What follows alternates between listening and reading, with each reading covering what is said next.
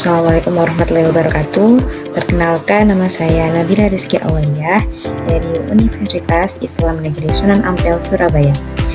Di sini kami mendapatkan tugas mata kuliah Statistika Sosial untuk menjelaskan materi tentang Friedman Tway ANOVA atau uji Friedman.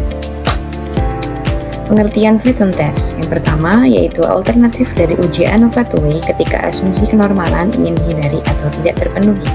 Pengertian lainnya ialah alat uji statistik yang digunakan untuk menguji hipotesis komparatif atau uji beda bila datanya berskala ordinal ranking pada lebih dari 2 sampel berhubungan atau relate. Tujuan Friedman Test yang pertama yaitu untuk menguji apakah kelompok sampel yang dependen atau relate memiliki distribusi populasi yang sama. Yang kedua, untuk melihat apakah ada perbedaan pengaruh antar pelakuan. Di sini, uji Friedman disimpulkan dengan X kuadrat dikarenakan distribusinya mendekati distribusi X kuadrat atau C kuadrat. Untuk langkah selanjutnya yaitu menghitung Friedman Tway ANOVA. Di sini saya akan membuka slide di wall. Baik, di sini saya sudah memaparkan bagaimana sih cara menghitung Friedman Tway ANOVA. Yang pertama, kita harus merumuskan hipotesis. Yang kedua, menentukan nilai alfa untuk menentukan X kuadrat tabel.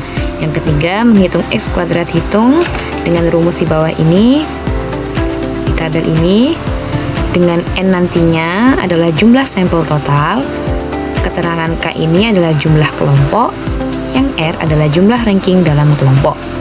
Lalu kita membuat kesimpulan dengan membandingkan nilai X kuadrat tabel dan X kuadrat hitung.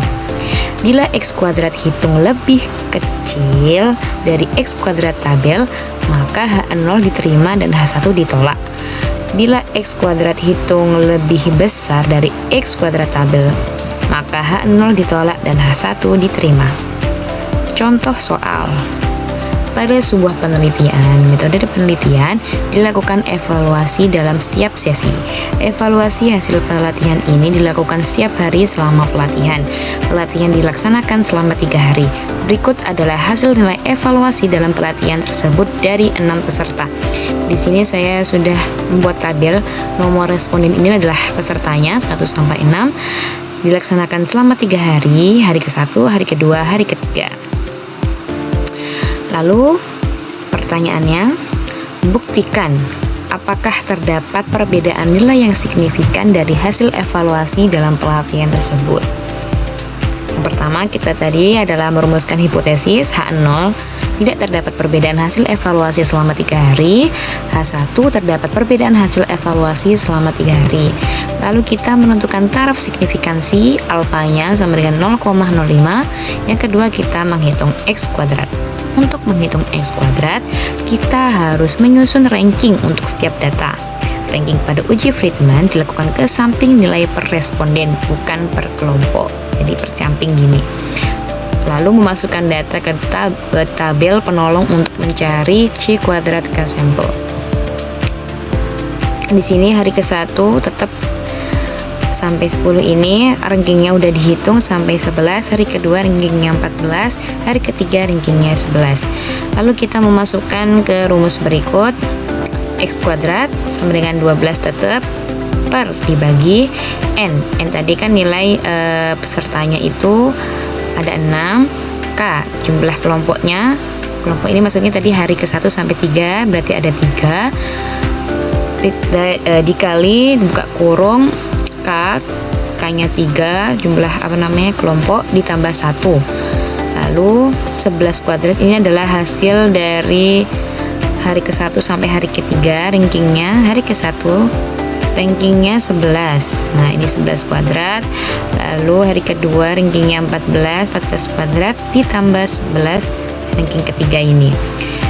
Tutup kurung dikurangi 3 dikali N nya tadi jumlah respondennya ada 6, buka kurung K jumlah kelompoknya ada 3 ditambah 1.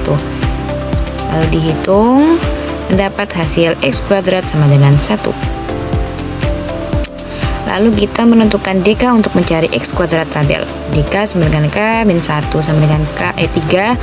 K nya tadi jumlah kelompoknya ada 3 dikurangi 1 sama dengan 2 dengan K jumlah kelompok X kuadrat tabel untuk DK sama dengan 2. dan alfanya 0,05. Jadi di sini DK-nya ada 2, alfanya 0,05, dapat hasilnya 5,991 sekian. 5,991. X kuadrat hitung tadi kita kan dapatnya 1, X kuadrat tabelnya dapat 5,991 ini. Kesimpulannya, X kuadrat hitung lebih kecil dari X kuadrat tabel, lebih kecil dari X kuadrat tabel. Maka H0 diterima dan H1 ditolak.